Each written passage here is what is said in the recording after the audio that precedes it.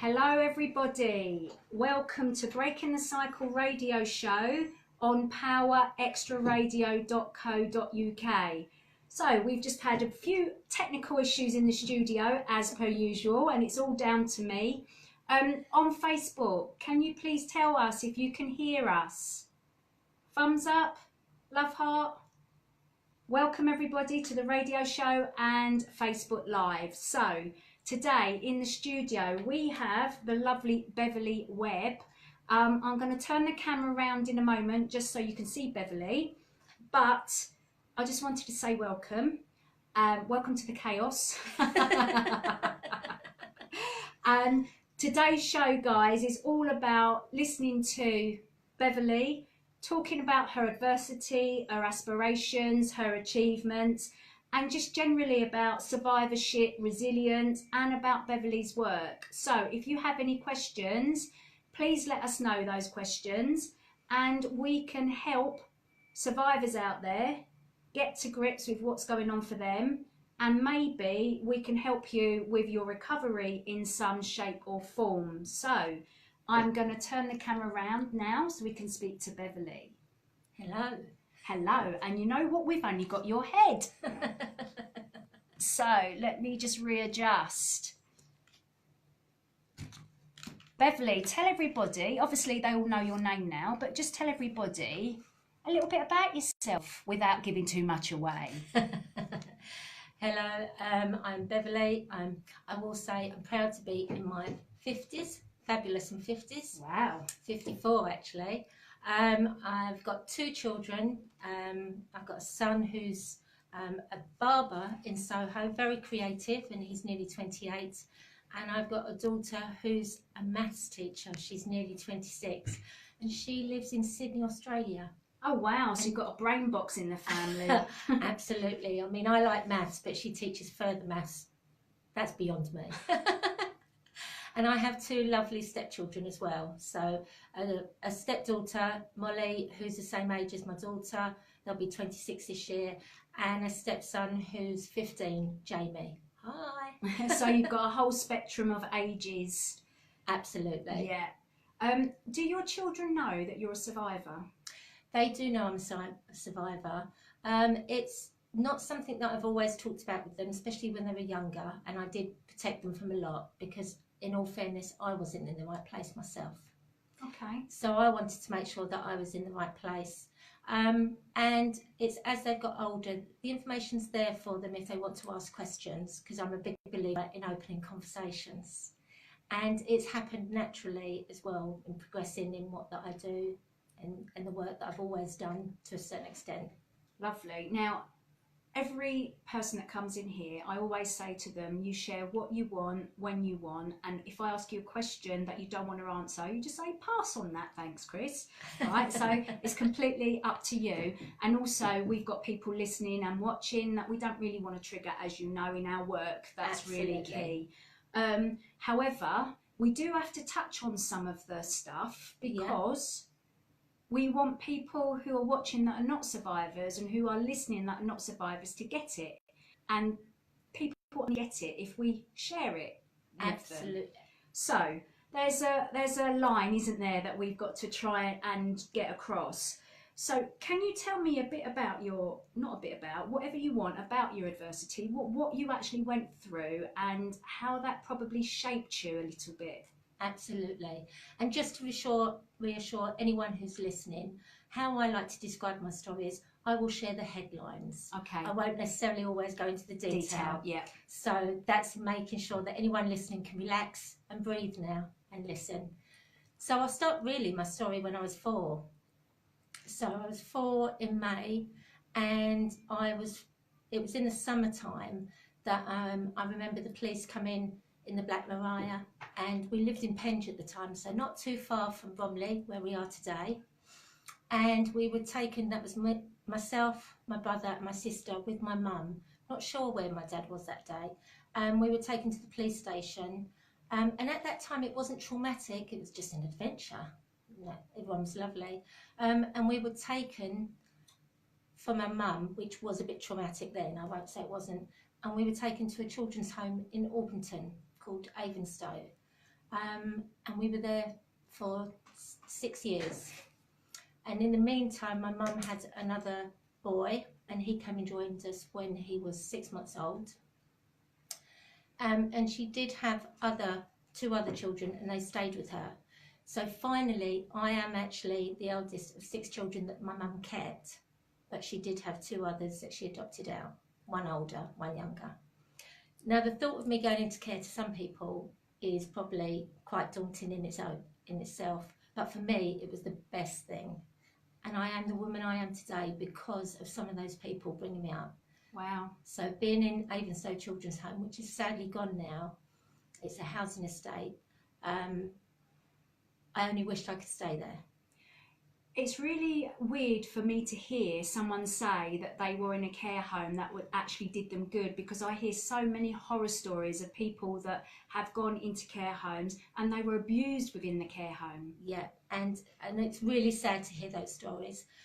My abuser actually wasn't in the care home. Okay. My abuser was my dad. Okay. And he actually started abusing me before we went into care. Right. So I was just about, and I couldn't tell you the specific dates. No. I was nearly 4 or just about 4, but I remember it the first time, and I won't go into details. No. However, when I was taken into care, that wasn't the reason. It was because of neglect. My parents were alcoholics. They neglected us, and even at such a young age, they would leave us alone quite a long time. Right. So I was a natural carer. Yeah. At that age. And sadly, obviously going into care, we were being sent home regularly. So they'd moved by this time to Croydon, and they had a bed set, and they lived there with the 2 younger children, and we went home every other weekend, 2 of us. And I was going home to my father, who was abusing me then. So although I was safe in one life, in another I wasn't. At the age of 10, beginning of December, we were told this wonderful news that we were going home for Christmas, and we'd be going home in 3 days' time. And to anyone listening, that would be amazing, especially if you sadly have been in children's home and you want to go home. No. The worst news possible for you. Yeah. And I did have night traumas for the 3 nights, and the staff were still lovely, but they didn't have the questions, and it wasn't spoken about, it wasn't asked about. And at 10, I wouldn't have the words to actually say why I didn't want to go home. Yeah. And then there is another side, because there is still that 10-year-old girl that wants to be in a normal family. Yeah. And have their mum and dad. Absolutely. Yeah. You know, and to be with all my brothers and sisters all at one time in this new house that the council had given them in Thornton Heath. Right. Norbury Avenue. Right.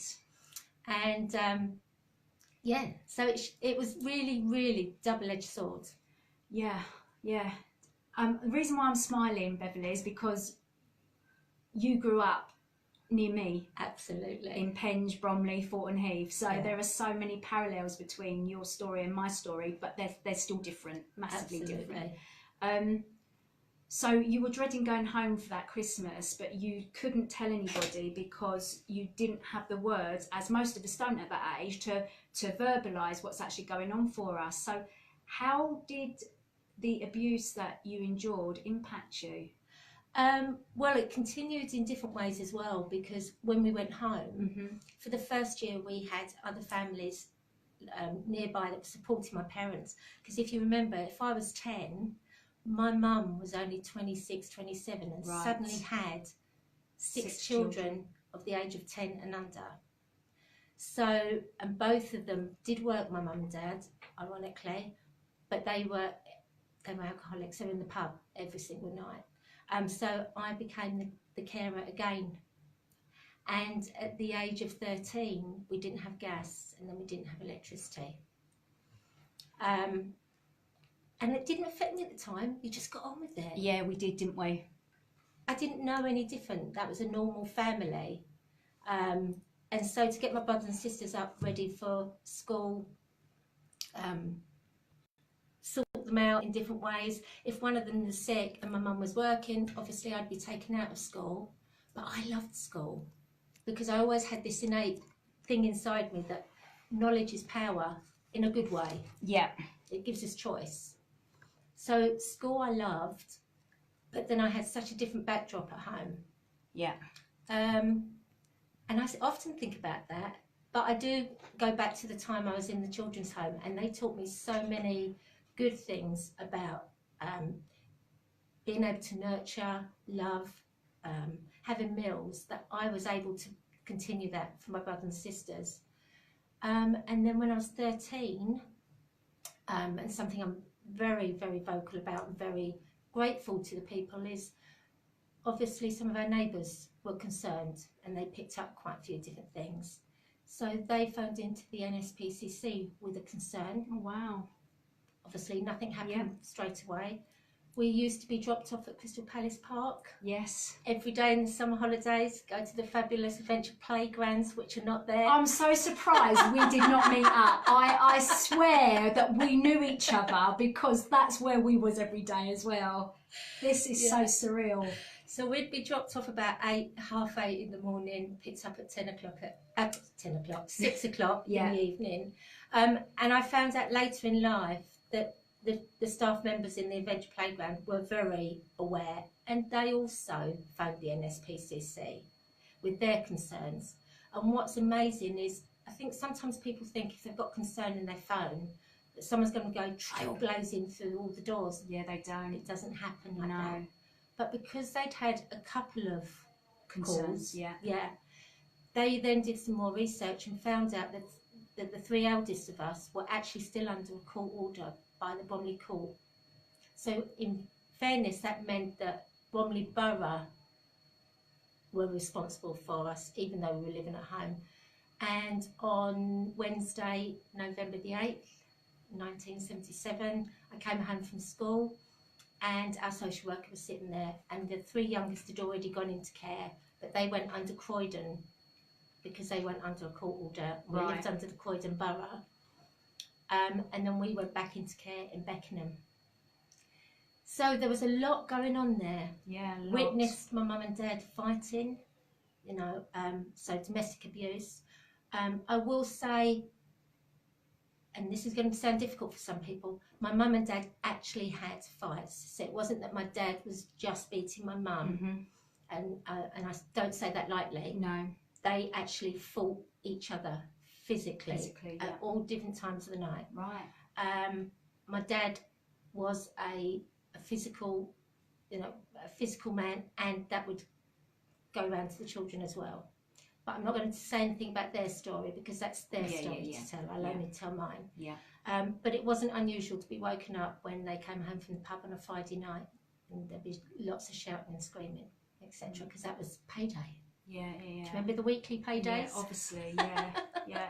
Now, how did that impact? I know you can't speak on behalf of your siblings, but how did that impact you all generally? Did you wet the bed?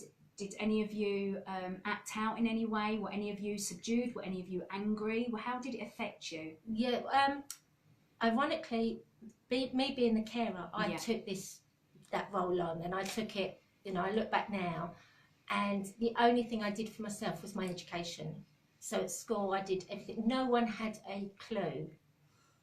Sadly, that wasn't the same for all my siblings, and I'm not going to say any sexist, so they're not highlighted. No, but yeah, there were some, sadly, really bad temper tantrums, and they obviously just wanted to speak out. Yeah, they couldn't verbalise anything, and being taken away from parents so young for the right reasons in this case. Yeah.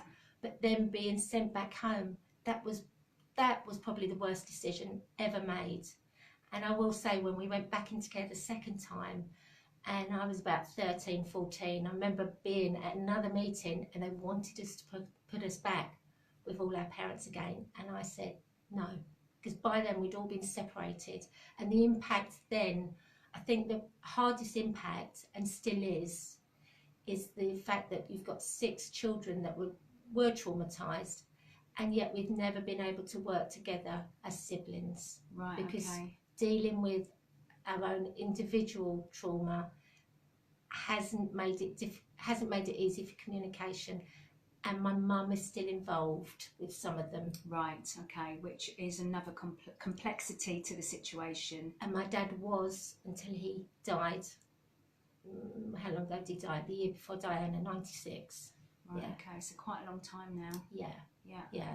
So as a child, you said that you dealt with it through your education, and I did the same, not knowing that at the time was probably the best thing ever. But again, like your siblings, I don't want to bring my siblings into it, but there was a major impact, and that major impact was us wetting the bed, us being fearful all the time, us basically trembling in corners, and the hyper vigilance and the hyper arousal that we now, most of us have as adults, all stems back from being brought up in domestic violence household and the fear that we had in that household.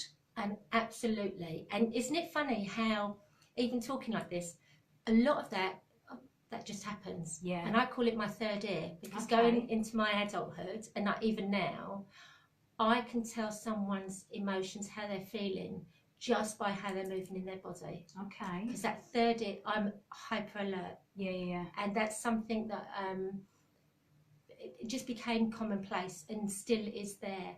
And sadly, that sometimes in the past has gone against me, because I've been so hyper aware, it's prevented me from saying what I've wanted to say in the past, because I've seen the reaction, seen the other person's fear, and held back. Right. And I've always put the other person first before myself. Unlike me, who does it the other way round. I think I used to be like that. I used to be really like on the back foot and shy and reticent, but once I found my voice, there's no shut me up or put me in the corner anymore. And I'm with you now. Absolutely with you. And that's why I do like to reassure the only headline. Yeah. However, like you, opening conversations, I'm a big passionate believer that if we, in how we use our language, either opens or shuts doors. Yeah. And, there isn't anything I won't discuss. That's why I use the word sexual abuse a lot. Yeah. Not to frighten people, but if we can talk about sexual abuse, we can talk about physical, emotional, we can talk about bullying, grief, suicide, let's be honest here. Yeah. Regardless of what's happened in your life, we can all come to some very difficult stages. Yeah, thank you for that. Now, we are two white women sitting here. Yes. The abuse happened in, this is a very rich, not rich area, but a well-off area, Bromley Borough, Penge, Fulton Heath. Okay, Fulton Heath might come under Croydon and Penge comes under South East London, but it's like a stone's throw from here. Oh. Yeah. And there's so many people out there that say child abuse doesn't happen. And I'm just like, what planet are you on? Why are you so adamant about brushing this stuff? Mental abuse, physical abuse, bullying, domestic violence, child sexual abuse. Why are you so adamant to be pushing it under the carpet? And this is in the white community, let alone the black community and the Asian community that have lots of cultural stuff to deal with as well. And for me, by sharing my story, you sharing your story, and other voices sharing their story, I want to reach out to all communities to say, this is not right. We don't deserve this. Please find your voice. Please speak up, because you don't have to live with the thoughts and the feelings of shame, self-harming in some way. You don't have to live with this. This is not our stuff. So it's really easy for me to say, but it's really hard to reach out to these different communities. In your work, which we're going to come on to later, do you find the same? Do you find that there are these brick walls and these silences in other communities when, I think that the white community quite freely talks about it now, or maybe it's just the survivor community that talks about it? What are your views on all of this? I think you've summed it up there. In the survivor community, yes, it's spoken about, and it's wonderful, because one voice alone, as we know, is a very lonely voice. Yeah. Lots of voices together makes a song. Yeah. And that's where I'm passionate. Yeah. Because come outside of the survivor area, and I don't care what colour, what race, what country you live in, because a lot of this abuse and that goes on, we've been talking about sexual, physical, emotional, it happens in the family. And that's where the fear comes from. That's what stops people talking. Because are we witch hunting? You know, are you asking me to look at my mum and dad and say, no, not at all? What we're saying as a parent, especially, you know, I'm a parent, you're a parent, I always gave a message to my children. And my message was, if something feels wrong, it is wrong. Yeah. And sometimes, you know, in any family, there'll be times, my children, you know, there were times when they were teenagers, they really didn't like me. Yeah. And they'd go off and say different things to people, and they'd say, I really don't like my mum, she's this, she's that, she's the other. And if anyone came and asked me, I'd say, thank you, because you listened to my child. Yeah, yeah, yeah. And I think that's, you know, the bit that I'm very passionate about. And I will say, without naming any names, I thought growing up that my dad was only abusing me, possibly one or two other siblings, possibly. I knew about one. What's really sad, it's only because as I've got older and I've done my own work and I've started to find my own voice, through finding my own voice, I've realised that he actually went much wider. Right, okay. And the sad thing about that is you have all these young children that didn't say anything, and if only they could have had the courage, not even the courage, it wasn't their place, but if they had adults, to speak. opportunity is probably a better word, Yeah. but if there were adults around that, if there was something they weren't sure about, were able to open a conversation.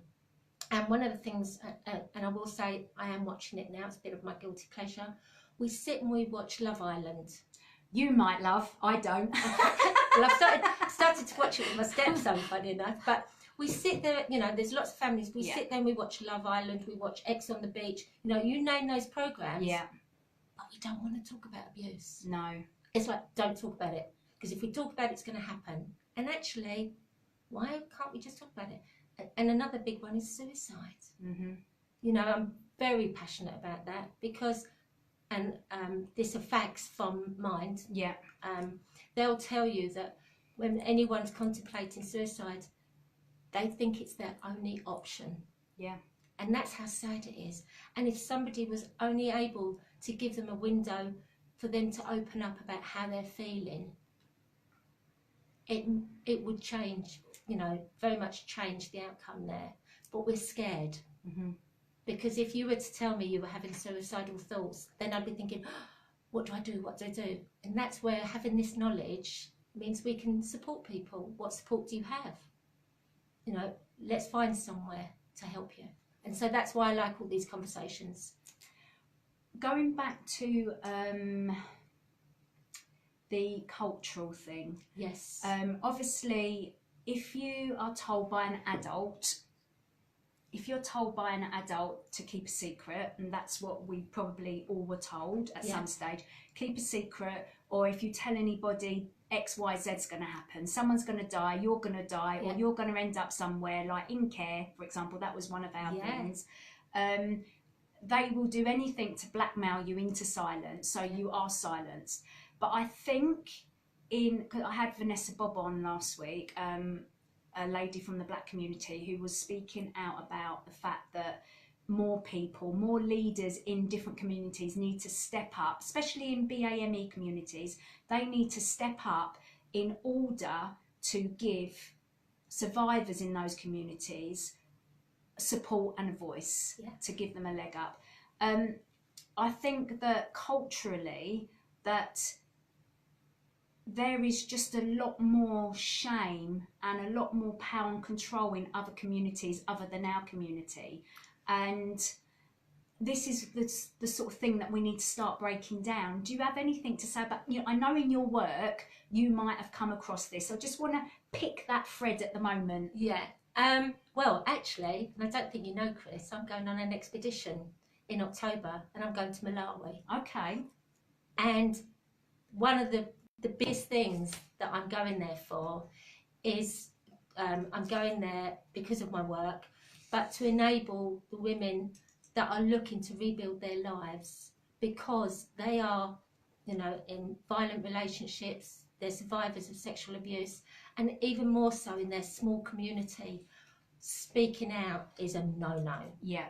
So myself and the other women are going there. We're going to speak to some lovely women from Malawi, But we're also going to work with outreach workers and supporters for them to have some of these discussions. So if they want to share their voice, they can, but then they can hear our stories, to hear you know, anything's possible, but also what can we do, why we're here, and when we go, but also to show that it doesn't matter what community you come from. Sometimes it can feel very, very small and very, very closed, and actually, let's just break it open.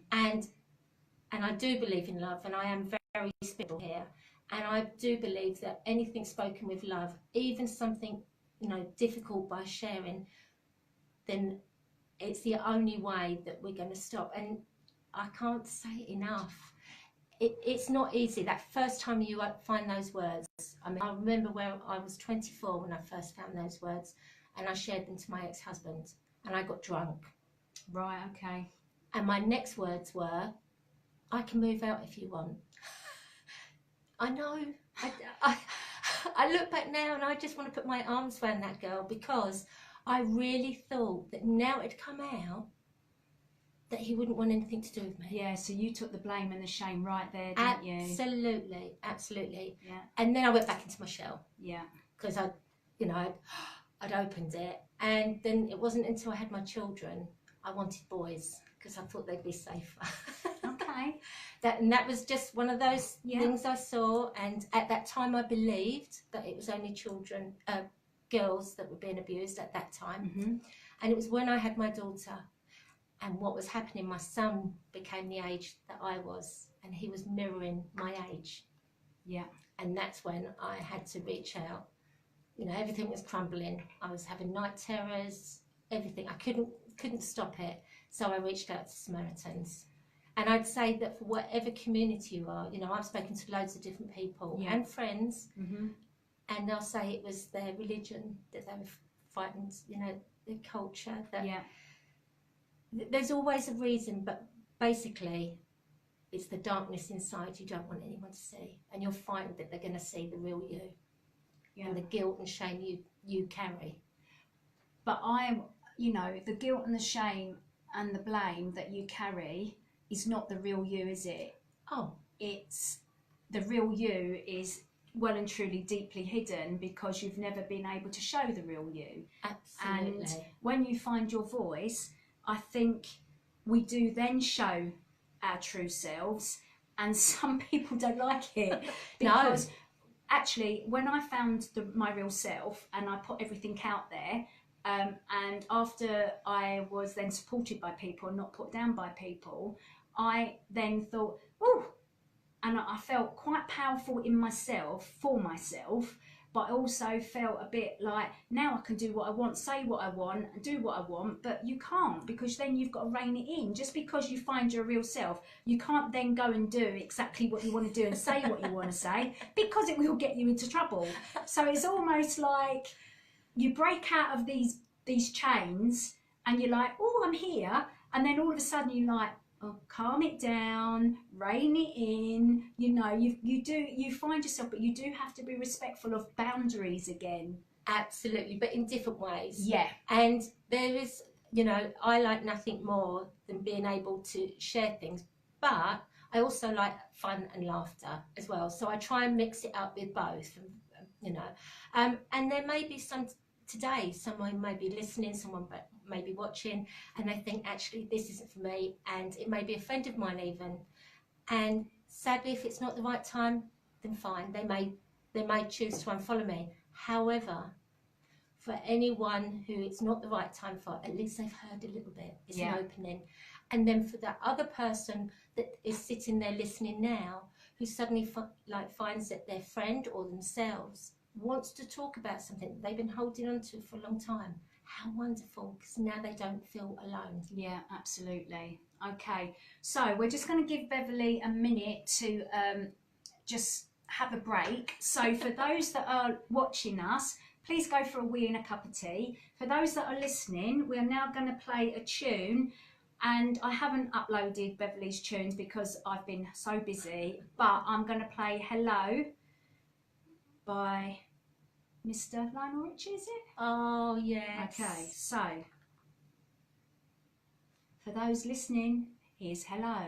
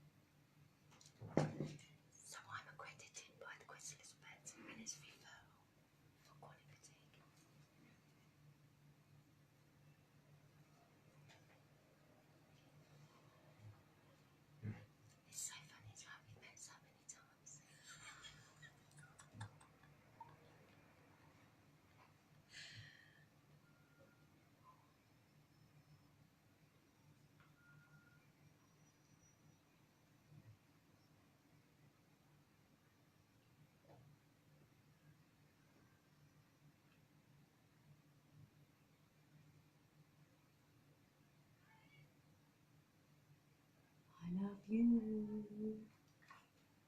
Lovely. So that was a nice chilled out song to listen to. Welcome back, everybody. So Beverley was just talking before about her life, really, up to during her childhood, and I asked her how the childhood had impacted her life and her siblings' lives. And we're just going to go to the age of 16 now, because Beverley's just whispered something to me, so we just want to share that with you. It's all yours. Oh, well, one of the things I hadn't quite got round to is I still wanted to be part of a normal family. I really did. So I was very lucky, and I was fostered at 15, which is very difficult to be fostered at that age. It's quite late, isn't it? It is, and it was by my English teacher at the time. Oh, wow. Which was absolutely wonderful. And she fostered me with all the best intentions and the right intentions. But remember, nobody knows anything. But also the significant thing that comes to mind is there were some things I didn't know. Although I didn't have outward behavioural problems, I didn't know how to behave in a normal family, because it wasn't my normal family. Exactly. Exactly. And sadly, at 16, it broke down. Right. For both of us. And it was that, I think that was probably the most traumatic thing. At 16, it really was, what's wrong with me? Oh, is that what you thought? Yeah. How was you acting out? Well, what was you doing? Sounds rebellious, but my first job I ever got was in the High Street, was at Debenhams High Street. Yeah. And I then got, they wanted to put me on the management, because I always, you know, was a fixer of everything, finding solutions. And I went to day college, paid for by Debenhams. And because my foster mum was an English teacher, I bunked off, which now doesn't, you know, it's really, but at the time that was massive to me. Yeah. That was my way of getting back. Yeah. So, and then I do the normal teenage things. I used to go to the 101 Club in Penge. Mm-hmm. So anyone listening, if you were there, I used to go there. And she'd say you can't go, and of course I'd go. So it broke down, and I ended up, I had a choice. I could go back into care, but then at 18 you have to live on your own anyway. And I said to my social worker, is there no way I could start living on my own and have the support? And the only support that was available at the time was to get a bed in the hostel that was in, at the time, Stamford Road in Bromley South. Right, okay. And it was run by the YMCA, but Yeah. taken over by the Bromley Y. Right. So I just want to give a big thank you to the Bromley Y, because there's still a charity functioning in Bromley. And I went there as a parent as well. Oh, wow, okay. To do a parenting course to make sure that when I got my teenagers got to teenage age, and it got difficult because of my own experiences, I was very worried, you know, and I wanted to break that cycle. Yeah, so important you just saying that. So we'll come back onto that in a minute. So just going back to your own parents, do you know if anything happened in their lives in order to make them so violent against each other, and maybe using alcohol to block out their own pain? I'm just asking. Absolutely. Block out their own pain, and you know, if they had gone through a generation cycle of what they cause their children to go through, then they wouldn't have known how to possibly bring up these children and deal with complex issues of bringing up children. Have you got any insight into that? I have, and I'll be very, very honest. I only really wanted to know the answer to this question only about 4 or 5 years ago. Absolutely. Before then, you didn't give a monkeys. No. Yeah, and I get that. I really do get that. And a lot of my siblings don't want to know. But for me, in the bigger picture, it was really important for me to maybe just try and understand. And that word forgiveness, you know, it's not about forgetting. Oh no, we talked about that word last week, so I'm interested in hearing this. Yeah. When I say forgiveness, it's about letting go of any anger, because anger becomes bitter.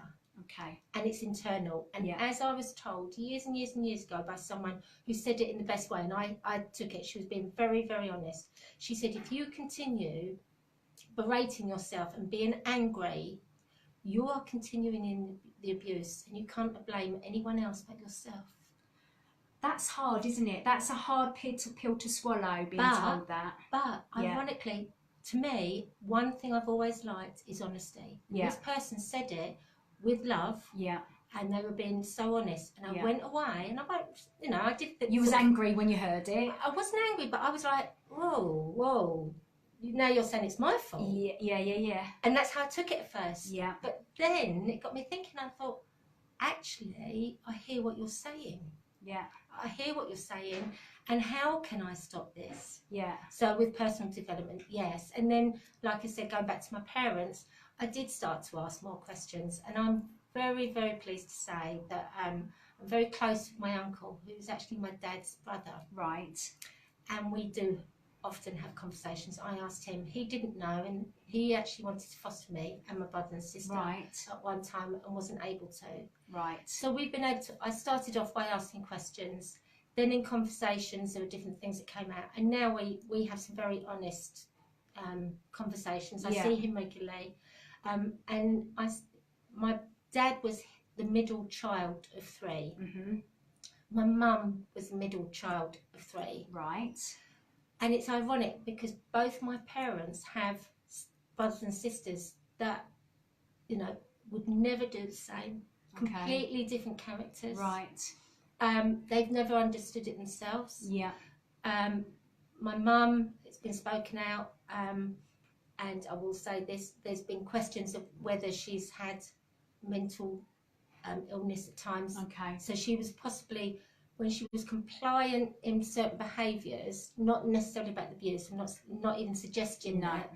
It was that my dad was able to, he was stronger and able to manipulate her more. So sometimes, do you think it could just be that the wrong two people have got together and the circumstances have allowed the abuse to happen? Absolutely. Yeah. Yeah. It's a hard one to get your head around. They should never have been together. No. Because even in their own relationship was totally dysfunctional. Yeah. Let alone having more and more children. And one other fact, my mum was sterilised at 25.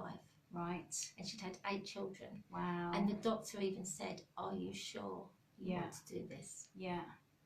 Yeah. And there was no consideration about anything else. But you know, it makes me really like, I'm not going to say sad for your mum, because at the age of 25, 8 children, did anyone ever say, stop? Exactly. Especially when she was having trouble, like nurturing and caring and bringing up children in the first place. Yeah. When we were younger, to a certain extent, she loved that part, and that was the part she could do. I've heard this before. Young babies. Yeah. And I will say, I look back and I do remember when I was very young, having cuddles and everything for my mum.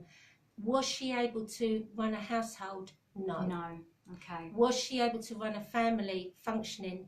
No. And she did get as much support as possible from local family because they were around her and they tried their absolute best. I was going to ask you that. I was going to ask you, was your mum left alone to cope with 8 children or 6 children, however many it was at each time? Or did she get the support? And you've just said she got the support. Yeah. But she just couldn't change. She couldn't change. And also, you know, let's be realistic as well. You know, they had their own families to run. Yeah. So while they were bringing up their own children, they were trying to support, you know, my mum, dad, you know, us as siblings. But then they also, you know, had to make a choice here. Hold on.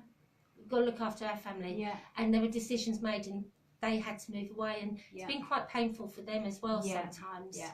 And that's what we've heard from members, you know, of our extended family, our aunts and our uncles, because we always said, you know, well, if you knew it was going on, why did you not step in? Why did you not say something? Why did you not do something? And they sort of like have said, we did what we could. And sometimes that feels like it wasn't enough, but maybe, as you said, it was what they could do at the time, and you just have to accept that because we weren't living in their shoes. Absolutely. But at the same time, you've also said that neighbours reported what they saw to the NSPCC, to the local authority, or just the NSPCC? No, NSPCC, but it was only after they had several calls that they then looked through it, because it flagged up, and then they realised that we were actually under Warder Court anyway. Right. And that's when it was instant. Right, okay. Because it had so much information. So it really is important, even now, because we know abuse is going on right this minute behind closed doors to some children. It's really important, I always say, that as neighbours and friends and just residents and just being members of society, we have a duty to keep our eyes open and our ears open to protect other children. And sometimes that may come across that I'm a nosy neighbour and I stick my nose into everything, but I don't, because everybody's got a right to live a happy life, and in every family you are going to hear shouting. You just are.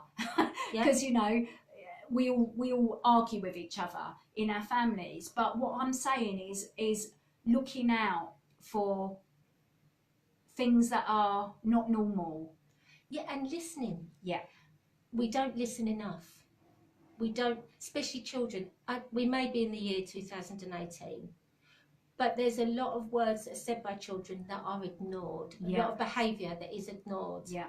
And actually, if you're working around young people, it comes up time and time again. And sometimes it's instinctive. Yeah. There's nothing else. Something doesn't feel right. A gut reaction. Absolutely. Yeah. And that's when anyone says that to me, I say, well, if it doesn't feel right, then it's not right. Yeah. What information are you passing on to who? And even if it's someone in a school or someone helping, you know, someone running a football team, you know, report it to the person, you know, the headmaster, the coach, or the headmistress, even head person. Yeah. Because if enough people do that, it makes a difference. Yeah, it sure does. You know, and I, like I said earlier on, you know, when my son won't mind. But there was an incident when he was 13, 14. He was angry, frustrated. We got divorced, you know, my dad and him. And there was an incident in the house. And then I phoned the school and he went to live with his dad. Mm-hmm. And in his temper, I was the worst mum. Yeah. And so with that, the school acted. Yes, they'd spoken to me, but I'm always thankful because they listened to my son, even though he acted out of anger. Yeah. And I actually got the phone call from the social services, which is very ironic because they didn't know, and they asked, and I, you know, and when at the end they said, "Thank you for your honesty," and I said no, and that's when I said, and I will repeat again, thank you, because you did listen to my son. Yeah. You now have two sides. Yeah. And they were going back, and as it was a young, angry young man, and they all do it, and fantastic that they were listening. They were listening. Yeah. So. Wow, where do we go next? So growing up in that dysfunctional family and then being taken into care, which for you said was a good thing, a good move. Did you really want a family of your own, or did you want to wait? What you went through, how did it make you? For or against you having children, and when you had your children, did that affect you in any way? Yes. So when I was 16, I knew that I would change my life around. I just knew that it would be different, and I made sure that anything I did it to the best. I used all those survival instincts that we talked about, the third ear, you know, and I was going to make sure that I always had a roof over my head. At the age of 16, I needed to work, end of. Always have a roof over my head. Whatever I did, I was going to do the best I could do. Are you sure you're not my twin sister? You know, if my parents did something, I'm not doing it that way. Yeah. Children, I didn't want children until I was in my 30s. I knew that I wanted to live a bit of a life. I wanted to find out who I was. And life for me meant no emotions. Right. This is my space. Okay. Or as I've got a lot of long-term friends, and even my partner at the moment knew me years ago, but people used to say she's cold. And right. I got that. You know what? Yeah, it doesn't matter. I did. Yeah. I had more security shields up than a bank being robbed. She was like an iceberg. Oh, I was. Yeah. outwardly, I'd be friendly. I wasn't horrible. Yeah. But emotions, no. Yeah. And anything intimate, no way. So massage, anything like that, no way. There's my boundary. Don't even think about coming into it. Yeah. But then life has a really funny way of loads of different things happen. So for instance, at one time I became a model. Okay. Not that I was looking for it, because I was always doing my retail, and I was selling concrete bricks and blocks to architects and specifiers in London, and I was the first woman to do that, because I'd been told, although I wanted to do it, you can't do it, you're a woman, only the men do it, no matter how good you are. Really? To break that barrier. Yeah, red rag to a bull, eh? Yeah. I'll prove you wrong. And then while I was doing that, I got this chance to model, which I really didn't want, because you can imagine, yes, I could do the outside bit, but on the inside, I was frightened. And ironically, Max Clifford wanted to make me famous. Wow. Okay. But I said no. Good girl. I met him a few times, and going back to that instinct, I didn't like it. And I didn't know why. You knew it, but you just knew he was a bad apple. Yeah. But also, and this is quite ironic, and it's something I was talking about the other day, not because I was a survivor of abuse, because as far as I was concerned, that box was shut. Right. That was never spoken about. You probably didn't even realise, actually, that everything that you went through was affecting you anyway, did you? No. No. No. Yeah. That's really important to say. Oh. Yeah. Yeah. My skeleton that I didn't want coming out the wardrobe was the fact that I'd been in care. Really? Yeah. Okay. Was there a stigma about that then, do you think? Massively. Okay. What was the stigma? Growing up in schools, because even though we were in care, we went out to different schools, which was great. But if anyone ever found out you were in care, their first question used to be, what did you do? Right, okay. And don't forget, talking about use of language, you know, I'm already questioning what's wrong with me because of what's happening with my parents. They don't love me, I don't live with them. When that's being told, and then also in the media, you know, these kids in care, they're scoundrels. Yeah, they're, you know, they're going to be alcoholics. They're going to be, you know, they're going to be in a prison. They're going to nick this, take that. I'm going to be on the streets. And even a headmaster only last week in Kent on Twitter has publicly declared that in 5 of his schools he's not accepting children from care into his schools because of their behavioural problems. Wow. And I grew up with those messages. Yeah, okay. So that was my ignorance asking you that question. Yeah, because no, please do. I didn't realise, so thank you for sharing. So when it came to Max Clifford, I was more worried about this skeleton coming out. Right, okay. Regardless of anything else, because that box was shut. Yeah. And I, in the end, I'd found my voice when I was 15, and I found my voice again and said, thank you, but no thank you. Because he wanted me to do a kiss and tell. Right. Which went against everything. And so I said, I'd rather be famous for something that I achieve rather than something that I'm doing like kissing someone else. Yeah. Which is fair enough. All we can say is, ironically, my childhood experiences were the one thing that protected me in that instance.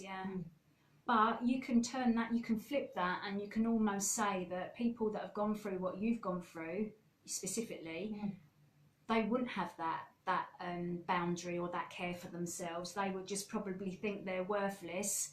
They feel worthless, so they would just go along with what was being suggested. Oh, so absolutely. We're all so different, aren't we, in the way we respond? Absolutely. And I won't lie, you know, I haven't got to where I am now without learning, and we still learn, no matter where we are in recovery. And sometimes in my own personal boundaries with other people, I know that I've put them first. Yeah. You know, and thought about, how would that impact them? But actually not always thought about how it impacts me. Yeah. You know, and then it's only when it gets to a certain stage I think, well, hold on, Beverley, what's going on here? Yeah, which we have to ask ourselves all the time, that question, don't we? So, because we're talking about 0 to 16 at the moment, did you have any aspirations as a child? Did you want to be the next Prime Minister or fly to the moon? What was it you wanted to do? Or did you feel that had been shut down because of what you had been going through? No, I always had this wonderful imagination. Okay. I loved musicals. Yeah. Always. Julie Andrews, you know, Mary Poppins, Hills Are Alive. Oh, magical.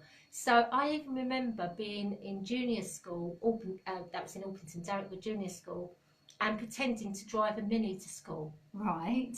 So I always knew that I'd grow. Yeah. I didn't obviously know that that was the word back then. No. But I always thought I was, you know, I always had this creative inside me. And one of the things instinctively I had deep down, which I didn't know what I would be saying, I always knew I'd use my voice. Always. Didn't even dare think, you know, when I was 12, 13, why I'd be sharing it. But when I was 16 and I was in the hostel, and it was a lovely hostel, but I spent Christmas in there on Christmas Day when I was 16, and everyone else, you know, there was only a few of us there. And it suddenly came to my mind that when I'm older and I'm ready, I'm going to find the courage and I'm going to stand in front of a room, speaking at an NSPCC conference, and I'm going to share with them what really happens and say thank you to them. And that's my aspiration. I always knew I'd help others, maybe be a nurse or something else, but my biggest aspiration was to do that. And have you done that?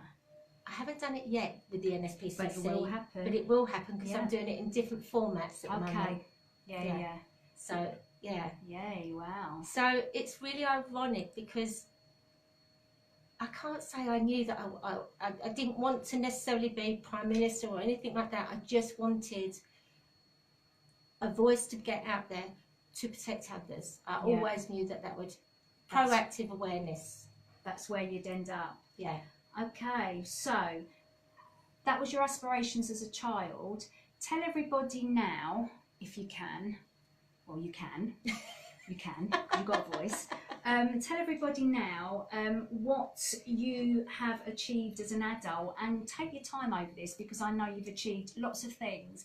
And what I really want to get across to people is that at the moment there are a lot of survivors that have been in contact with me that are stuck. Yeah. They are stuck in their pain. It might be the mental pain or the physical pain. And often we know, Beverley, can I call you Bev? Yeah, I love shortening people's Go on. names. I know that when the brain starts shutting down because of pain, then it causes physical pain as well. And I know lots of people that are in physical pain at the moment. So for me, getting yourself out of this pain cycle, it's about verbalizing what's going on for you, but it's about being heard, not being judged, and getting rid of all of that, you know, that great big rucksack of rocks that is blame, shame, guilt, and finding out that life is actually worth living. So you've clearly found that life is worth living now, so have I, because helping other people gives us our self-esteem. It gives us it gives back to us, doesn't it? By giving, it gives back to us. But there are a lot of people in a place where they can't even give them to themselves, let alone other people. So how do we, and through your achievements, try and explain how people move from darkness to light, so to speak? Yeah. When I look back, because obviously it's something, you know, I do address and look at, I'm so amazed, even though it was me, I'm sometimes so amazed that on the outside, there I was, always immaculately dressed. I didn't want to stand out. If I did stand out, I didn't want people looking at me. I'd come from a life of poverty when I was at home. You know, at 16, I had one pair of shoes, and I had to wear those for work, for, you know, going out. So I always bought painting ones from the old C&A down the road, because I could clean them. But inside, I was full of this darkness, because I really didn't want people to know the true me. And I really took that all on. And so although I was working really hard and doing really well, keeping my jobs, you know, I bought my first flat at 20, looking after myself, I didn't.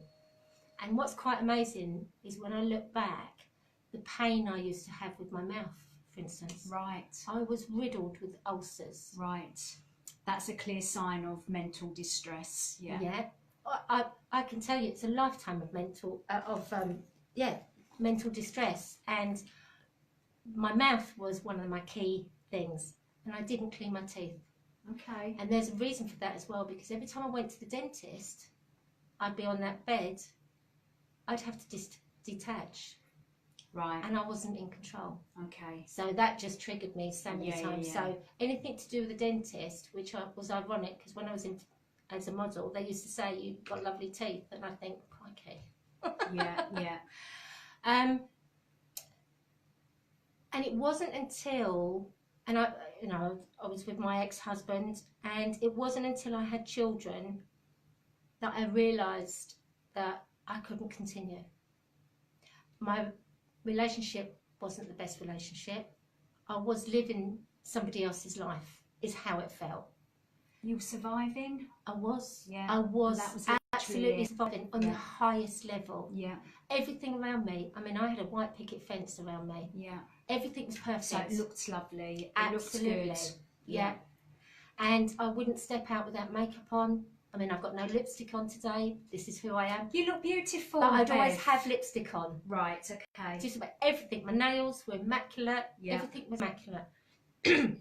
And then I started my counselling. Best thing I ever did, and I remember the first time I spoke to, it was Caroline from Family Matters. And I said to her, I just need to talk about some of the dreams I'm having and some of the experiences. I'm not going mad, but I only need to speak to you once or twice. That was it. Because to me, talking once or twice to someone, that was scary. I said, I don't need to speak any longer than that. And she said, okay. And I was so scared, I actually wouldn't go to where she was doing the counselling. So she came into my home. And that was right at the beginning for me, because I felt in the right place. I will say, for me, counselling was good. It did re-traumatise. That was a hard thing to go through. However, it did open Pandora's box, and I was ill. I had meningitis. My children were very young. I got better with that, and that took a year. Mm-hmm. Then I got shingles of the mouth. Yeah. I was admitted to hospital because I didn't know what it was. I had kidney infection several times, but there was always this strength as well. Yeah. I just knew that I was getting rid of all the toxins. I didn't know factually, I just felt it. Yeah. But food was a funny thing, because when I was at home with my parents, food was in a scarcity. Yeah. Didn't have it. No. But when I was in my children's home, food's about love and about caring. And do you know what? It was that got me through. And that's why I say I am the woman I am today, because of the lessons that I learned, the wonderful love that I had. It's just such a shocker for me that the care home treated you with love and respect, because as I said to you earlier, I've heard and still hear horror stories of people growing up in children's homes. Absolutely. And you know, it's never been outwardly spoken about, but you know, I'd like to think that all my siblings had the same experience, but I can't sit here hand on heart and say they've all had that same experience. So that was very tough in my early 30s. But again, that survival instinct, I had 2 feet. I had 1 foot in each camp, 1 foot as a survivor, not wanting to look at things, and another foot saying, oh, there's another life here. Oh, actually, I have spoken out a bit within the walls with Caroline. Oh, I can talk. And what some of that came down to was sharing things. So, not with many people, it really was a tight circle. But I've got some very long-term close friends. And one of my friends once had been going through her own difficulties. And we're all out, as girls are, in a car, all talking, all at once, when one of our friends turned around and said, can't you lot shut up, I've got something very important to tell you. And we were like, oh. And then she said, I just need to tell you, I'm having counselling at the moment for a different matter. And we were like, really? Is that it? She said, do you know how important this is to me? And I turned around and I said, absolutely. I've been doing it for a long time. And do you know what? That was the best, you know, when we talk about opening conversations. That conversation opened it. I won't say open floodgates, No. but it certainly opened it. And that's when I then started talking about it a little bit more. And I was naturally attracting other survivors. Yeah. I would hear something. Yeah. And so I wouldn't ask them, I'd just say, well, actually, I'm a survivor. Yeah. I'm a survivor of sexual abuse. And of course, because I was using that, they'd say, oh, I'm here, I'm there. And by me sharing my story quietly, and I certainly wasn't standing up on a platform at that time. Like now, Facebook Live radio. Welcome to the real world. Yeah. But in doing that, for every person that came along, I wasn't necessarily qualified at that stage to help them in a qualified role, but I could help them on a personal Absolutely. and say, this is what I did. Yeah. And so I could signpost them, what's right for you. Yeah. And I always, within my business role, I've always been in management in one form or another. So enabling others and coaching was something that naturally, it was there in me. So I also knew for them to do any kind of journey of healing, who was I to take away their own achievements and their own steps of where they were? Yeah. Wasn't my responsibility. That was their gift to give to themselves. So that was something that naturally evolved. And I still, if I'm honest, it was shadowing, because I was growing more and more, seeing other people and being heard more by them was, oh, I'm not so bad. Oh, you're another survivor, but you look so normal. Which I don't know what we expect, but we think that we've got flashing bulbs on our heads. We think we've got it written on our foreheads, don't we? So many of us say that, but Absolutely. we do look normal because we are normal. What is normal? Yeah.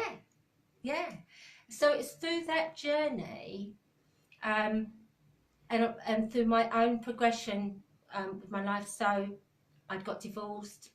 I had a house. Was living with my children. I got a second house. I started my business, but then I did get a bit too busy, and I won't lie there. I got very busy. I did go for coaching, but I was now putting myself on the back foot. I could see that I was going into a different dimension, somewhere I could only ever dream, and I won't lie, I crashed. Yeah, and I get that, Beverley, really do get that. You think you can conquer the world once you get to a certain place, and then you take too much on, it's too overwhelming, and then all of a sudden, bang. Absolutely. And I did go bang. I ended up going bankrupt, lost my homes. Wow, that's a big bang. Oh yes. And physically, it really impacted me, and I was being ill regularly. Yeah. Viruses. I now know that's a domino effect. Yeah. But I also know about adverse childhood experiences. Yeah. And ACEs. Yeah. And not knowing back then, but now I know, my ACE score, for anyone who's not aware, is a score out of 10. I score 8. Oh, quite high then. Yeah. And when you're scored a score of 4, you're 32% more likely to be diagnosed with a chronic illness. Yeah. Later in life. Yeah. So you can imagine that at 4 and I'm at 8. Yeah. I reached it. Yeah. I overworked. My adrenal was fatigue. Oh, I crashed big time. And then I was diagnosed. I was taken to hospital because I couldn't breathe. Wow. And I was diagnosed as a chronic asthmatic. Right. Which, I know you've got a lot to say, Yeah. but I shared something on Facebook yesterday from Dr. Jason Gould's book about the brain, and it said symptoms are the last thing that show up in the disease process and the first thing that go away in the healing process. So your body, your brain was going, hello mate, I've had enough. You're now in hospital and you've now got chronic asthma. Yes. So I was released very quickly, but I spent a good few weeks on the settee. Yeah. Ironically, I was diagnosed with depression a couple of times when I look back. But when I got divorced, I was diagnosed then by the doctors as having depression, but I didn't agree, but I didn't know information. Yeah. And they put me on antidepressants, and they said it would take 6 to 7 weeks to work. Well, 2 weeks later, I was back in the, taking myself to the doctors. I feel much better. And he said, but the tablets haven't worked yet. I said, I don't need the tablets. And he said, you must do, and you've got to go for this. And I went for it. I went for the counselling that they'd said, but I just knew it was something different. And back then I didn't know. So when I crashed and I was really ill, that's when I was doing more research, and I still didn't completely understand it, but I really did evaluate my whole life. What did I want from this life? And I was thinking money, I'm going to get myself, in a place, I'm never going to lose my home. And that's what I was chasing. I was thinking security was my money, and it wasn't. And it was fear. That fear was still there. And it didn't change until I sat on that settee and suddenly thought, what is it you want to do? And I literally just journaled for ages on the laptop. And then I knew I wanted to do coaching. I knew I didn't want to be a counsellor. That's not what I wanted. I wanted coaching to enable people. This is where you are now. Where do you want to go? And what's ever right in their journey. Yeah. Because it's being respectful. We all have our own journey. Yeah. And we all want different things out of life. Absolutely. And that's what I loved about coaching, is the person decide, they're the ones who are in charge. They take the driving seat. You're there to support them and enable them, but they take control of their own life. Yeah. And it was only through there I was looking to be a coach. I looked at different ways. I didn't want to be a corporate coach. Yeah. I wanted to offer something much more, and that's when I found the Chrysalis Effect, who have their own recovery program about chronic fatigue. Suddenly I was like, what's this? Then I went through and started my coaching with them, learning so much more, putting into, principles, how to recover. And I'm very proud to say I have a toothpaste that I use. Okay. And it's the one thing, and it's one question I ask anybody when they're coaching or in any type of life, whether they're a survivor or not. What one small thing do you do for yourself every day that makes your heart warm? Yeah. And for me, it's cleaning my teeth with aloe vera, and I'm not selling this. It's an aloe vera toothpaste that I use, and every time I use it, I feel I'm nurturing myself, and I don't have half the problems I have with my mouth. Now, I just want to go back, really, and I'm sorry if this gets personal and you don't have to answer it. Okay. But I know several people that have problems with their teeth and their mouth because of abuse that they've gone through. And I know my sister's watching in particular, and I know that all my sister wants is to smile. All she wants is a set of teeth that she can smile with. And when she told me this in a group that I was running the other day, it just brought tears to my eyes, because I've got good teeth and I like my smile, and smiling to me is a normal thing. But for those survivors that have issues with their mouth and everything, what does it actually do to your self-esteem? What effect did it have on you? Massive. The other thing is as well, beside that, is when I went back into care at 13, I also, which was wonderful, I had really bad crooked teeth. So I went to the orthodontist. So there I was. My mouth was always sore anyway with ulcers from a young child. Yeah. Now I'm wearing a brace, and that's being tightened every week. Oh, it's painful. And I'm being bullied because I'm wearing a brace and I'm sticking out. Yeah. So all I can say there is I absolutely understand, and I don't have many photos of me growing up. Yeah. I have hundreds of my children. But when I did, my mouth is closed. Yeah. But you know what that signifies for me is that I'm keeping my mouth shut. Right. Okay. So even though I wouldn't say my teeth are perfect, I'm not even going to go there. Yeah. But you know what? I show them because you've got a lovely smile. You've got an absolutely lovely smile. But this is who I am. Yeah. and this is me. The authentic you. And so I say to your sister, And people like her. absolutely, you know, your smile is the best curve on your body. Yeah, yeah. And, you know, one, regardless of what anybody else thinks of your teeth, they're your teeth. You know. Yeah. Unfortunately, we've got a disease in our family where the teeth fall out. Yeah. And she's lost like bone, like receding Yeah. bones and stuff like that. So if you haven't got teeth to smile with, it can be quite difficult. And it is hard. It is hard. Yeah.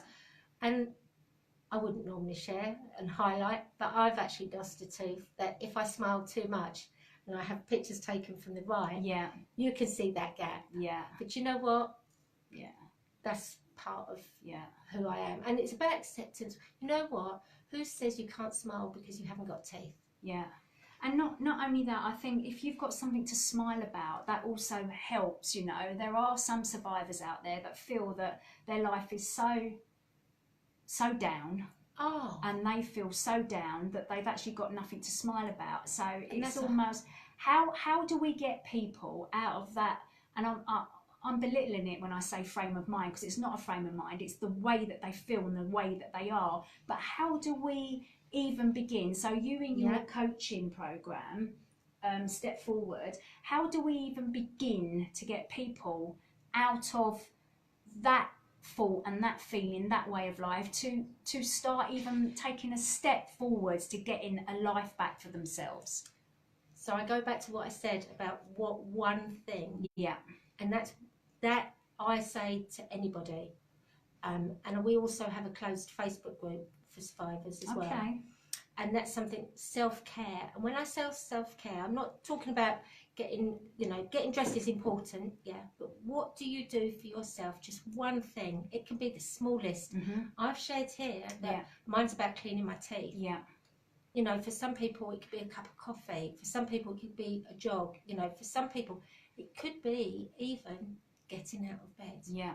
Now, I know when I've been in those days when I haven't wanted to speak to the world, because yes, I'm confident, I'm speaking to everyone, but there have been days I haven't even wanted to go to the local shop, because it means you've got to say hello to someone. Yeah. So I know what those days are like.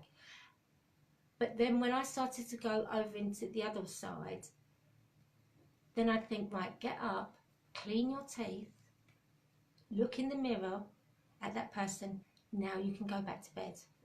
And yeah, I don't mind admitting, sometimes I'd go back to bed all weekend, you know, and if I really wasn't well enough, I'd take myself out of work years ago, you know, I'd sign off sick. And it's just finding one thing. When you've done that, then for me it was have a bath. You know, for me, I will have a shower, but mostly in the summer. Yeah. But have a bath. And that's what I'd say to those people. What can you do for yourself that makes you feel better? No one else, just you.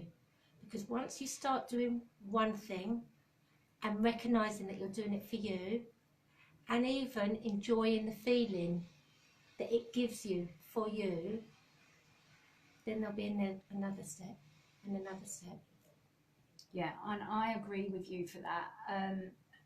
That will be okay for many survivors, but there are some survivors that want to give up. And all we want to say to those survivors is,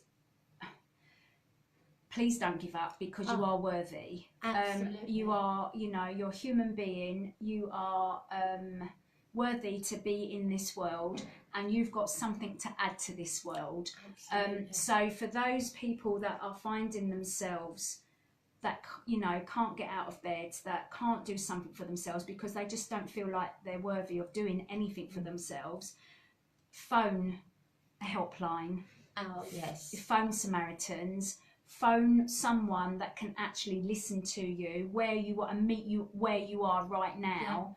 But if you are more able, then if you do want to change your life because you are stuck in a rut and you want to move forward but you don't know how, is to reach out to groups like yours. Can we take your group's name? Yes, well, I run a monthly wellbeing group. Okay. So Face to Face, the group is in Sevenoaks, and it's Step Forward to Have a Voice, and it's a peer-run group. So it's survivor-led by myself and with other survivors. So I host it, but it's all, everybody takes part in it. It's all confidential. And the way to contact me to find out more details is to email me, which is beverley@stepforwardcoaching.online, and we can share that on Facebook. Yeah, we can, yeah. I've also got a closed Facebook group for survivors of sexual abuse, and that's Step Forward to Have a Voice. Step Forward to Have a Voice, yes. Okay. And if you have your settings set to privacy, yes, people in the group can see who you are, but they can't get into your own private information. And also your friends will never know if you're part of the group or not. And again, if you're not sure, you can private message me, Beverley Webb, on Facebook, and ask me questions, and I'll be happy to help you. So Beverley's group is in Sevenoaks, did you say? Sevenoaks and Kent. Yeah. And I also know that there is a group run by Malika Sebelin in Victoria, and that's one Saturday per month. And I am going to be starting a peer-to-peer support group in Bellingham, which is South London as well, once a month at the end of September. So there are groups like Beverley's and Malachi's and the one that I'm going to be starting up around. And if you, as survivor, are further on in your journey of healing, then perhaps you can think about setting something up similar to this in your area for other survivors, because it's really important now that those of us that can step up, actually stepping up and helping other victims and survivors in our area. Because that is the only way that we're going to start making a change for people not feeling isolated and they're not in this by themselves, and that there are people like us out there that understand, can't live your lives for you, can't tell you what to do in your lives, but we can share what worked for us, what didn't work for us, and maybe there is something that you will learn by coming along to these groups that will empower you to take that next step in your journey to healing and, you know, living your life to the full and not just surviving. So I'm going to come back to Beverley in a minute. I'm just going to play another tune, guys, because we've been speaking a long time about a lot of heavy stuff. So we are just going to play Holding Out for a Hero for our Beverley here, and for all those other survivors out there that really need to hear this today. So if you're on Facebook Live, go for a wee and a cup of tea. That's my tagline, a wee and a cup of tea. And if you are listening in on the radio, please just crank up the music. We're listening to Holding Out for a Hero. Hopefully, if my IT works.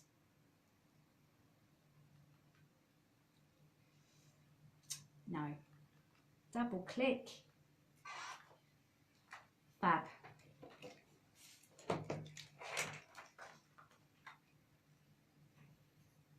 It's a fast version.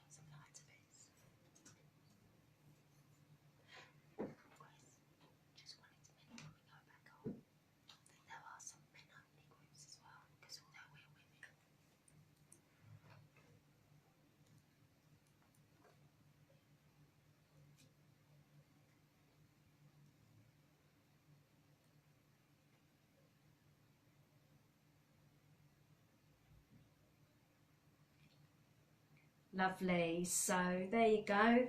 Holding out for a hero. So welcome back, Facebook Live. Welcome back, Power Extra Radio listeners. So I've just asked Beverley in the break what other questions she would like me to cover, because we've been speaking for an hour and a half and it's gone so quick that we've only got 20 minutes left. So I just wanted to make sure that we covered everything that Beverley wanted to cover. So what do you do to relax yourself, Miss Beverley Webb? The biggest things, walking and yoga. And yoga is a testament to my recovery, because I couldn't do it back in the 20s, when I was in my 20s, not in the 1920s. You're looking good for being born in the 1920s.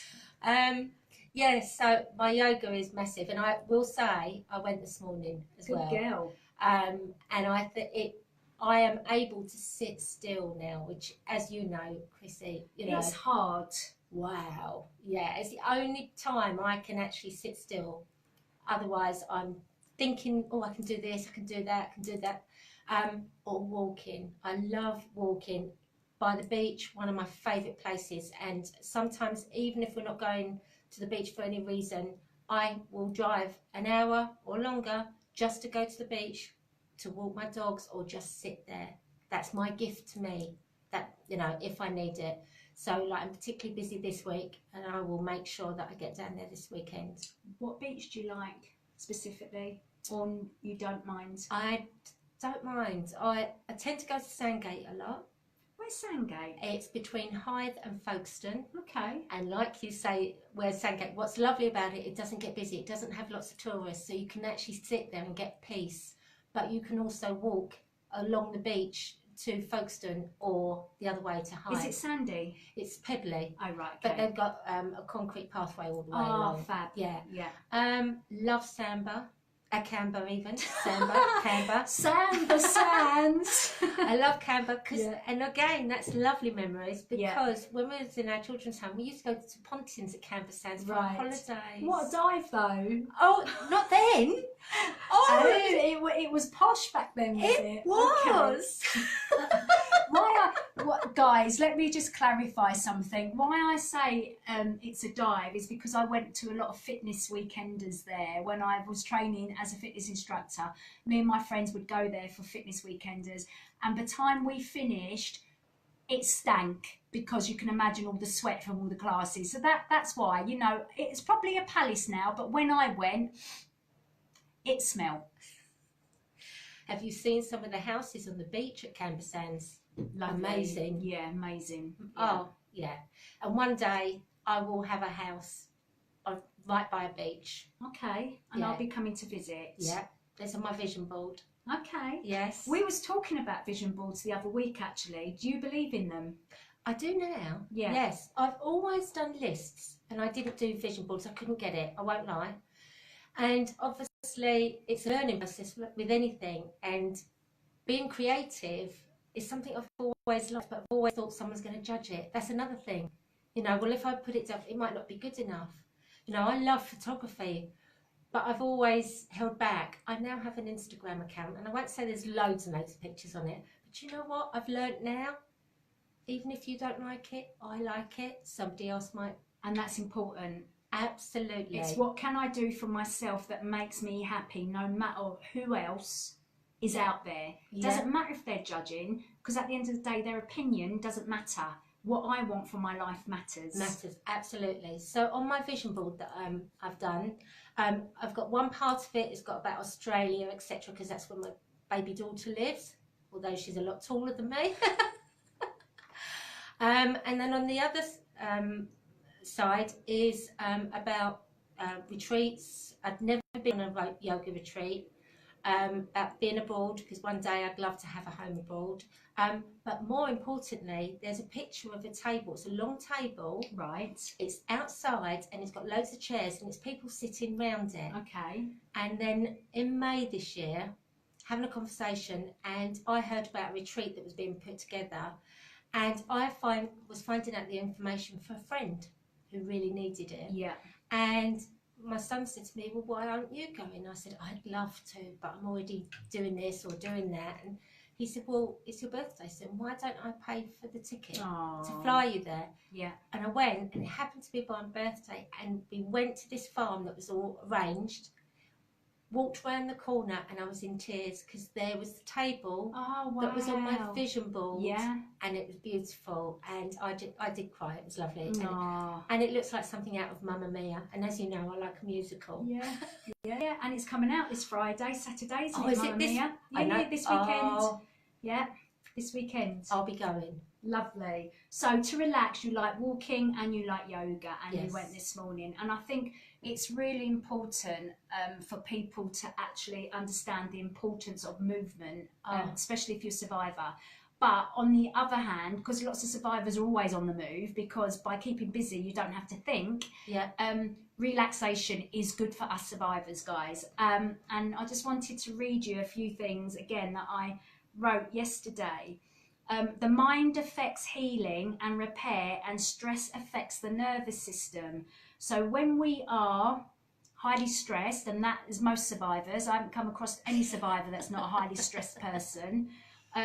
Obviously the hormones, and I've talked about this before in previous programs, hormones, cortisol and adrenaline are usually on all the time. And this is what causes internal damage, and it causes a lot of disease and a lot of our health problems, especially our autoimmune system closes down because it's not one of the functions that we need to be dealing with when we're in fight and flight all the time. So we do get sick. So we need to actually understand, if we're too busy, we've got to back off a little bit. And if we're not busy because we are depressed or anxious and we find ourselves at home sitting on the sofa, we need to get more movement in our lives. We need a balance. So you need to start looking at where you are at. And to prevent pain and illness, we need to focus on wellness, not sickness. And it's really, I have to choose my words carefully here.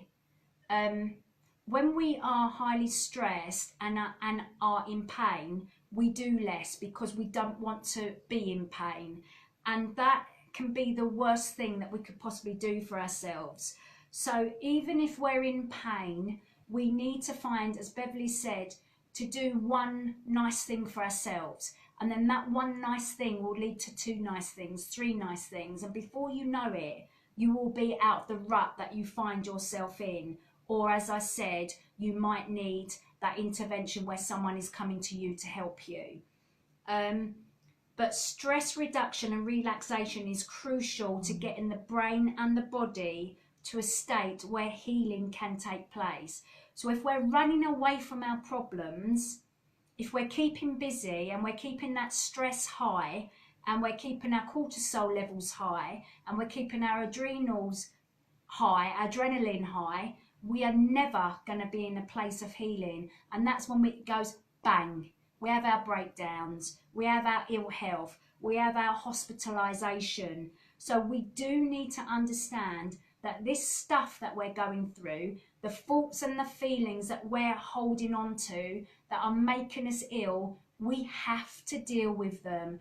You can run away from them for a little while, 5 years, 10 years, 15 years, but it's going to catch up with you guys. So if you're finding yourself in a place of pain, dysfunction, ill health, you have to address what is going on for you. And this is the causal problems, not the symptoms.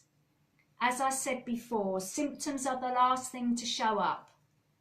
So whatever's going on for you, if you've got symptoms showing up, there's deep pain and dysfunction going on, and that is what we need to address. And by verbalizing, whatever community you come from, by verbalizing what is going on for you, I truly believe that is your first step to healing. You're going to go down, you're going to go backwards. It's not going to be a straight road forwards. It's going to be up, down, up, down, up, down. And sometimes you're going to feel like your life is going backwards and backwards and backwards. You're not. You're learning. You are growing. You're evolving. You've just got to recognize that sometimes you're going through this growth period, you go through a static period, you go through a I'm going backwards period, but the breakthrough will come. So all I can say is stick with it. And as a survivor, we have got this stick with it attitude, most of us. So just stick with it, go with the flow, try and do the best that you can. If you can't move forward, then it's time to start reaching out to these groups that Beverley runs, that I'm going to be running, that Malika runs, and that loads of people around the country are already running. Groups for women, groups for men. And, you know, Beverley says that her group is always positive. Yeah, you're going to talk about stuff that's holding you back. You're going to talk about stuff that's causing you pain. But positivity is what we need to have around us when we're going through our stuff. And her group in particular is about leaving people feeling good at the end. So and what you come with, by interacting with people, the group understands you. It understands what you're going through. So at the end you will leave in a different frame of mind. But what you've got to do is get there in the first place. That is your job. Beverley wants to say something. Hang on a minute, guys. The most important thing as well is, I just want to say, is I never expect anyone to just email me. I give them the address because we keep the location quiet, obviously. I never expect you just to turn up. So when you email me, I'll reach out back to you and we arrange a conversation so that you've at least had a chance to talk to me. Now we can do that just on a telephone, or we can do that on a Zoom call so we see each other's face. So that when you walk into the room, at least you know one person. But trust me, when you walk in, everyone will say hello. Sometimes people have been scared, oh, what if someone knows me there? Well, they're there for the same reason. Exactly. And because we're all survivors, there's things you don't have to say. And actually, you don't have to say a thing. You just come along, have a cup of tea or a cup of coffee and say hello and listen. Yeah. Nothing else. It's what's right for you. And it's just a welcome place to be. And as I said, we always finish, and we do laugh about this. And it's funny how I have these note sticks and we have a board, and everyone gets 2 note sticks at the end, and there's something they put on the board, and whatever they put on the board they write down on their own one to take away. I do it myself as well, and I put it in my purse or my phone. And it's funny how it comes up sometimes when you're busy and you find it and you think, oh yeah, especially if you're having an off day and everything's gone wrong, and you find it and you think, oh yeah. So that's all I'd say, is get in contact with me. And like Chrissy was saying, she's going to be opening a group in different places. You know, at the end of the day, these groups are all there for everyone. Yeah. You know, I know about some men-only groups down in Cornwall or Devon, and I'm always happy to share that if someone gets in contact with me. Yeah, I think we need to start sharing where these groups are. Yeah. So, what makes you happy, Beverley? Now, I can imagine what makes you happy, but you tell everybody what makes you happy.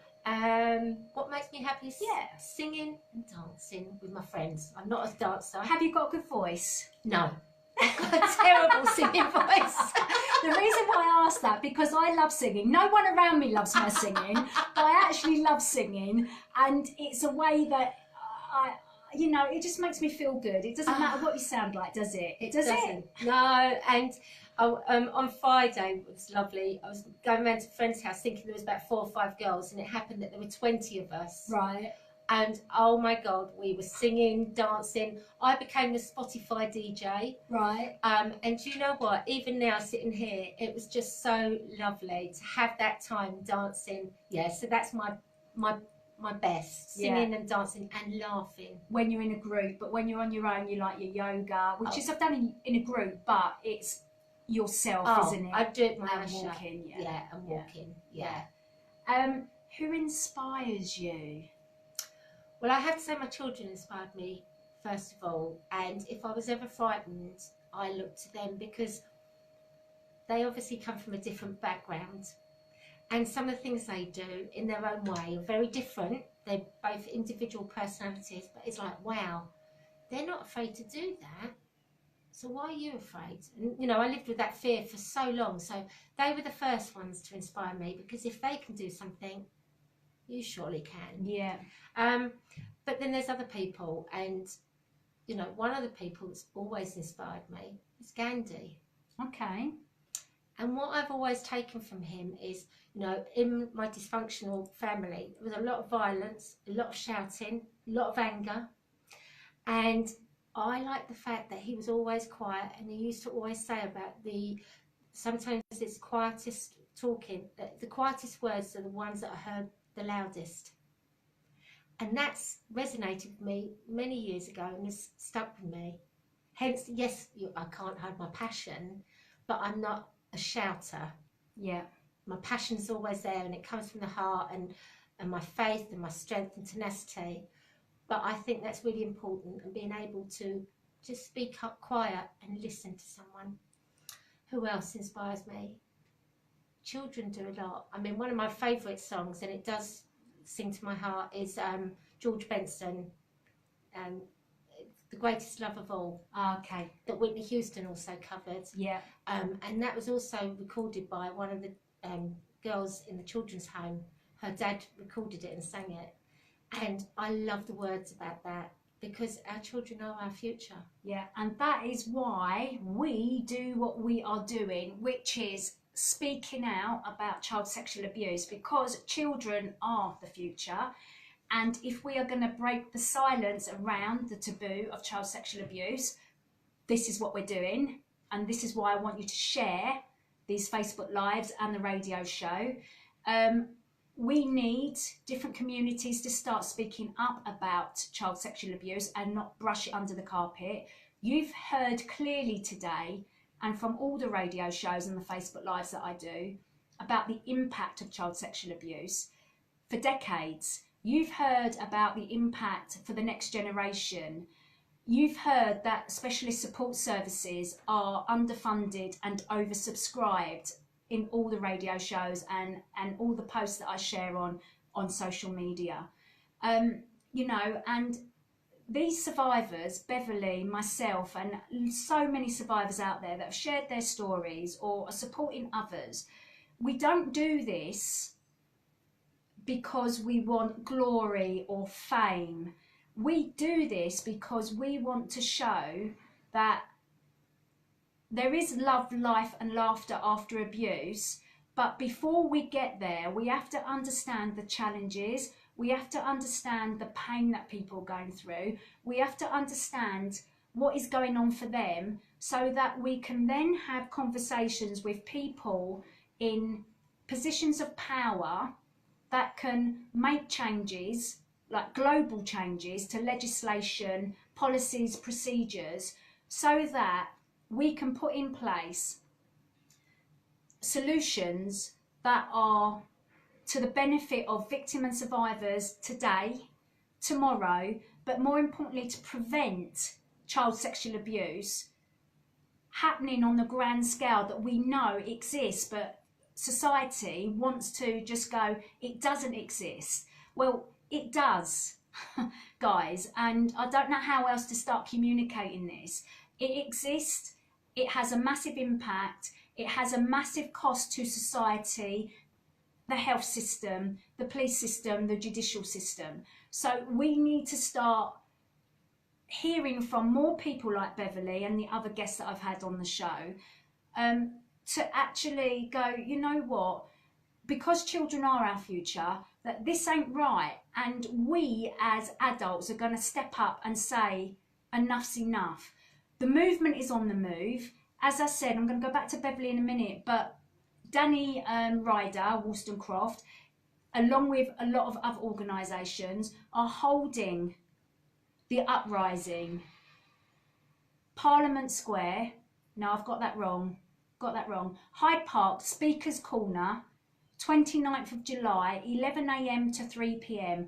Go there as a survivor, as a supporter, as a member of society, have your say, because this is about now coming together and making a change for our children, because that is what counts.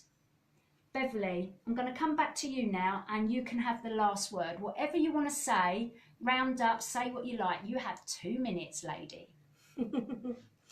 One of the things Chrissy was saying was about leaders, and about all different people in different parts of the world and society, etc. One of the things I'm going to come back and say is some of those leaders will be survivors themselves. Yeah. And another group of people that I very much admire are the celebrity footballers that have stepped up, waived their anonymity, and they've spoken out. That's been massive. So I really do think that it would be great for them to inspire other people, especially people in leadership roles, to share, to inspire others to stop ignoring it. There is life after abuse, but to enable us and other survivors to live a life and prevent proactive prevention for children, say, we have got to admit it's here, it's not going away. No. So how can we deal with it? Yeah. And as you say, the body holds the score. The body does hold the score, and that is a book, guys, that you can buy on Amazon and read all about how adverse childhood experiences actually affect your brain and your body, and how you can start healing. Because I know Beverley is into health and wellness as well as myself is into health and wellness. I held this up, the chrysalis effect. So Beverley is a practitioner in this. So if you do want Beverley's help, then please get in touch with her. And if you are a survivor and would like a copy of Breaking the Cycle Cleaner Living Programme, which I have written to help survivors, then please get in touch, because I can send you a copy of that. Especially if you can't afford it but you need help, I can send you a copy of that for free, because I have some funding to enable me to do that. So guys, lots of comments, everybody's saying fantastic, Beverley, thank you very much, because you have been so open, so honest and so candid, which we absolutely love, because that's how we help people. Absolutely. And I just want to thank you for coming on the show, and we will have you back in a heartbeat. We've got to wrap up now, guys. Please keep coming forwards on Facebook with your questions. If you're listening on the radio, please get in touch with us via the station number or through Power Extra Radio page on Facebook, or Chris Tuck on Facebook, and now Beverley Webb on Facebook. We are going to play or leave you with the closing jingle, and we will see you again next Tuesday for Breaking the Cycle radio show on powerextraradio.co.uk.